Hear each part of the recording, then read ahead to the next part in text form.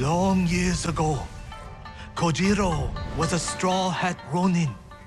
So fearsome, deadly, and bloodthirsty, his own brothers turned against him. From dawn until dusk, dozens of straw hats fought Kojiro. He slew them all. Those who escaped that day disowned Kojiro from the straw hat ranks, but never crossed him again. The spirits of death were so astonished by Kojiro. They blessed his armor to grant him a tireless sword arm. He's now more than a man. He's a slayer of legend. When the Straw Hats betrayed our people and joined the Mongols, they welcomed Kojiro back as a brother. 5 killers from the Straw Hats have joined Kojiro and sworn an oath to kill you.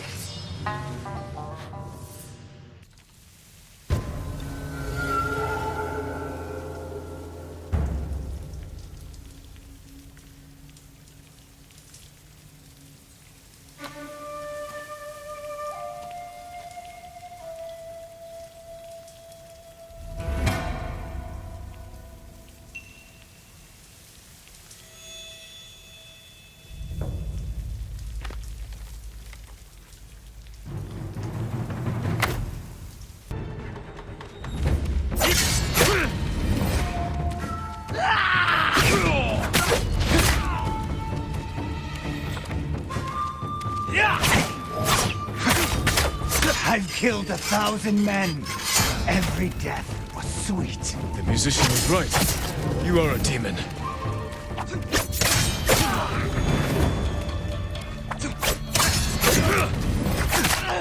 Are you the one who finally killed me? Is that what you want?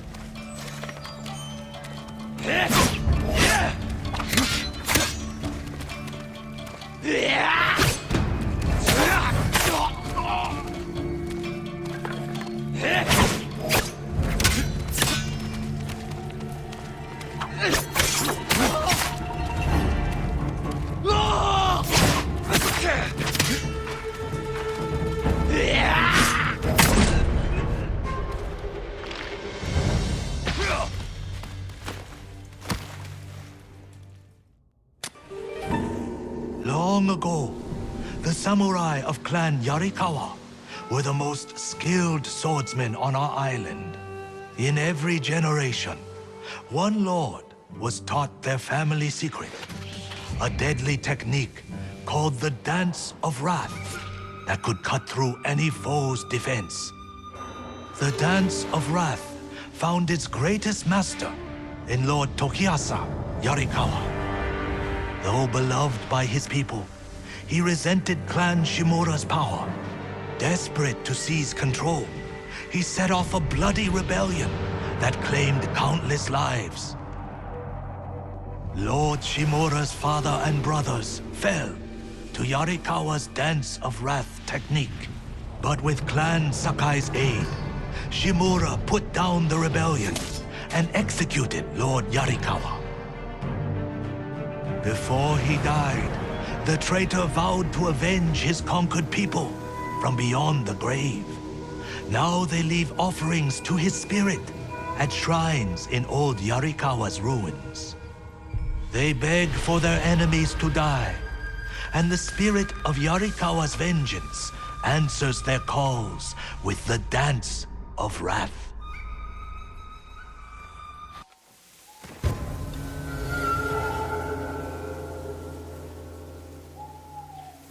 Who asked you to kill me?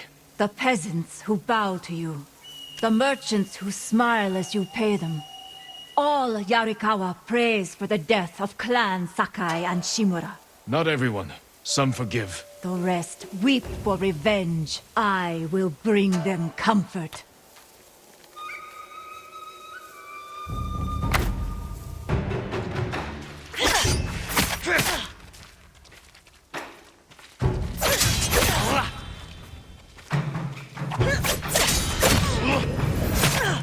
I see how you move. Yarikawa is your grave.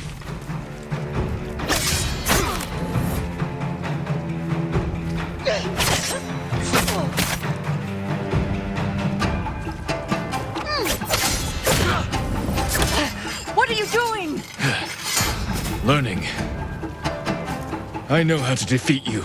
No, you will die.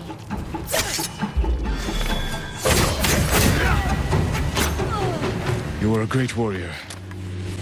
Long ago, an emperor and his palace were plagued by a winged demon. The emperor sent for Uchitsune, the most renowned archer of his time, who wielded a bow blessed by a kami. When the demon next came, Uchitsune was ready, longbow in hand. His aim was truer, and his arrows flew farther than any archers in Japan.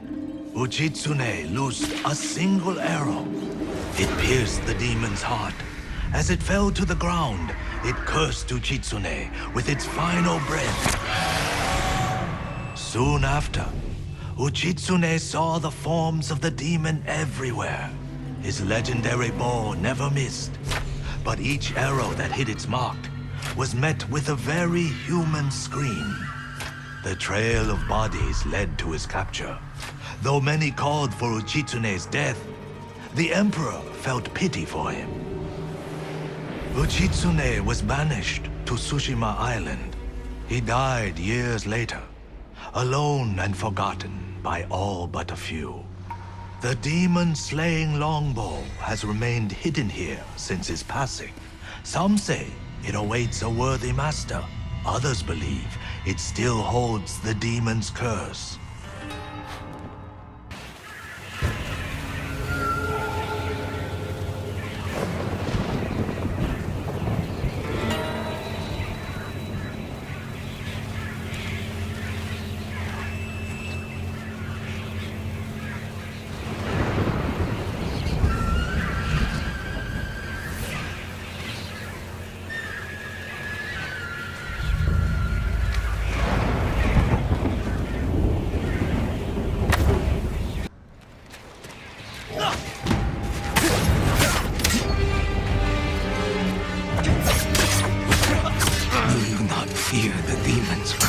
First, I'll drive the Mongols from our home. After that, I'll worry about curses.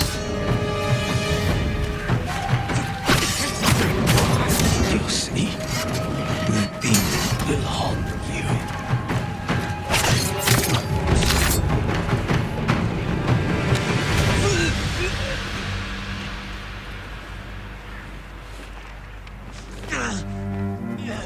When Tsushima was first settled, a strange and terrible thunderstorm swept across our island.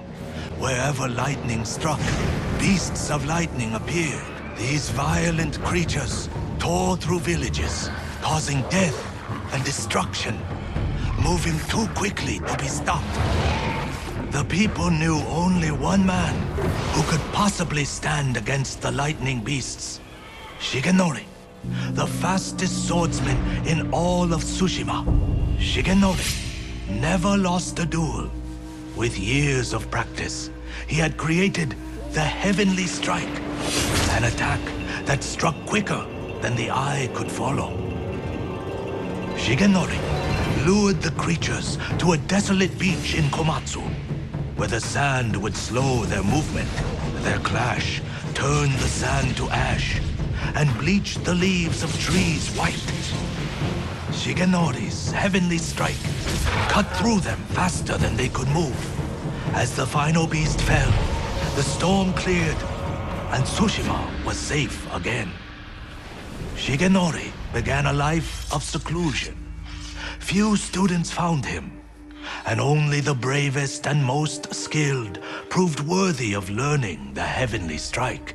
When a storm approaches, a sword is placed at Shigenori's rest by a student who knows of its location to ward off attacks from beasts of nature.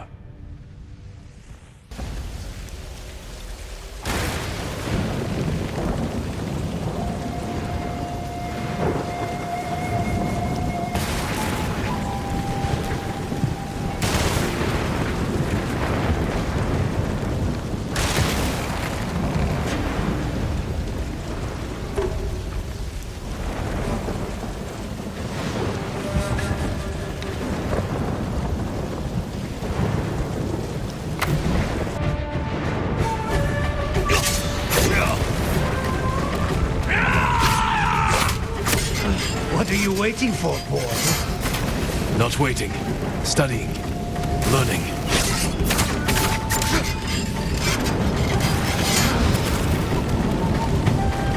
I've got it.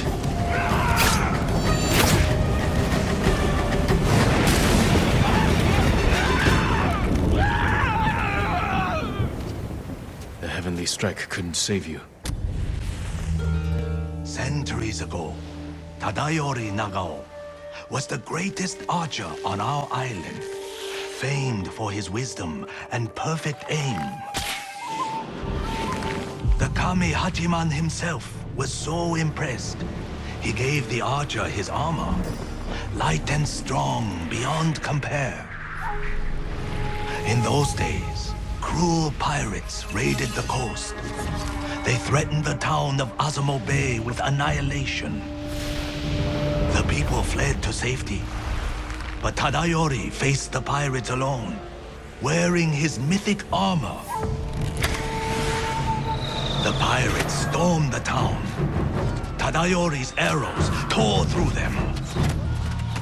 Few survived, but not one blow pierced Tadayori's armor. Years later, Tadayori died peacefully at home, but his armor mysteriously vanished. Some say his descendants guard it still, awaiting the rise of a warrior to defend Tsushima once more.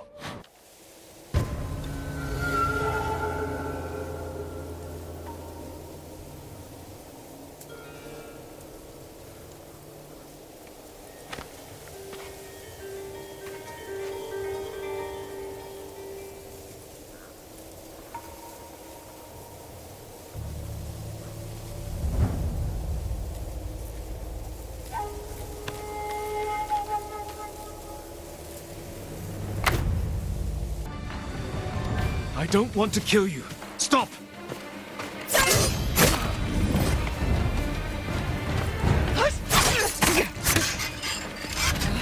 It's not possible! You know how to use that stolen blade. Hold, my lord! My name is Kaede, last of Tadayori's line. I heard the samurai were all killed. Assumed you were a scavenger. I'm no thief. But I seek your ancestors' armor. And you deserve to wear it, Lord Sakai. But the armor is lost. And you have no way to find it. There is a line from an old scroll. Tadayori watches over Azamo Bay for eternity. I suspect it's a clue to where he hid the armor.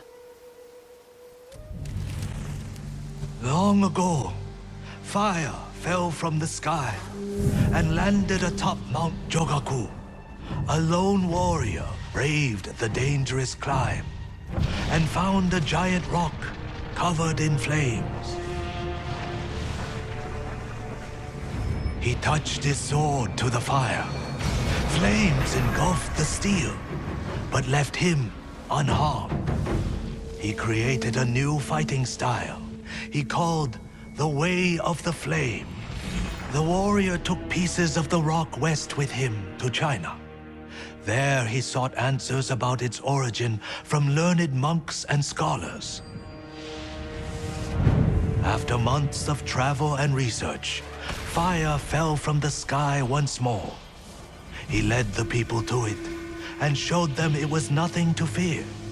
For he believed the Way of the Flame was a gift from the heavens, and he shared its secrets with all who wished to learn.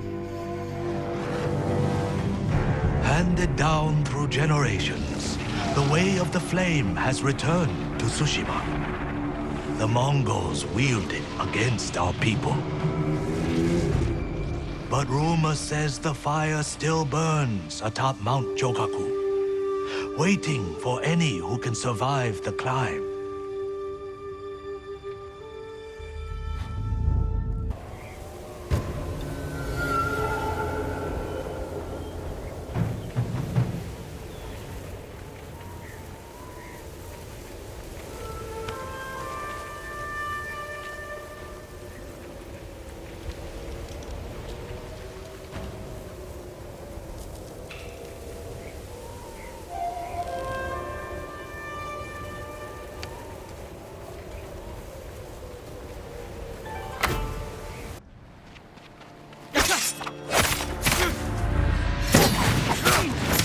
the flame is unforgiving.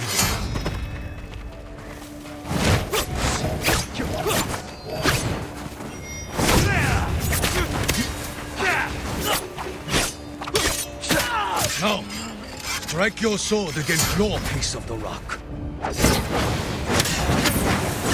Once more, let the way of the flame guide you.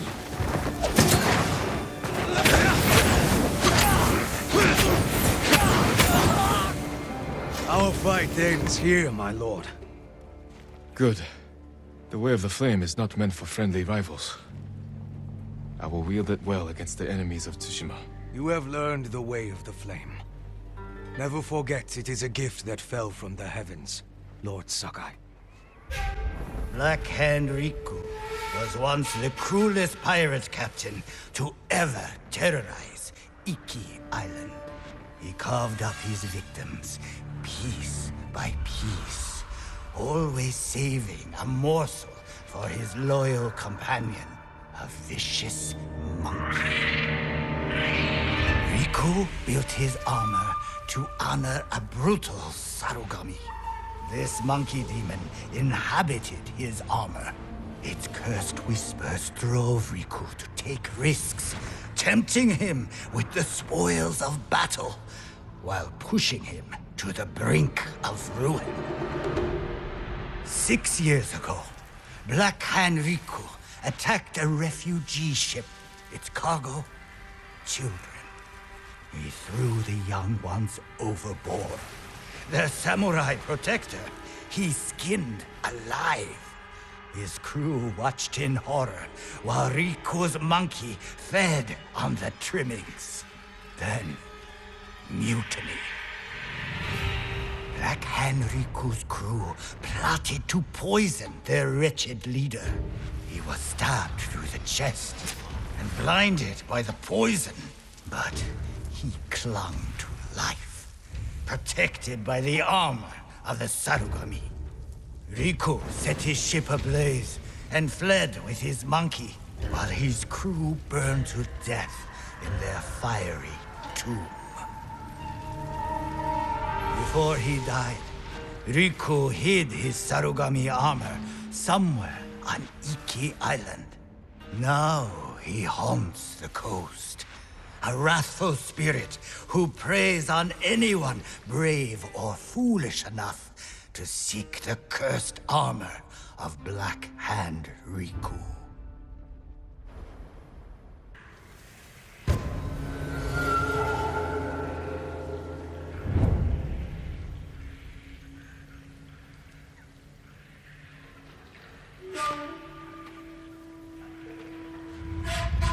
You're blind. This isn't a fair fight. No, it is not.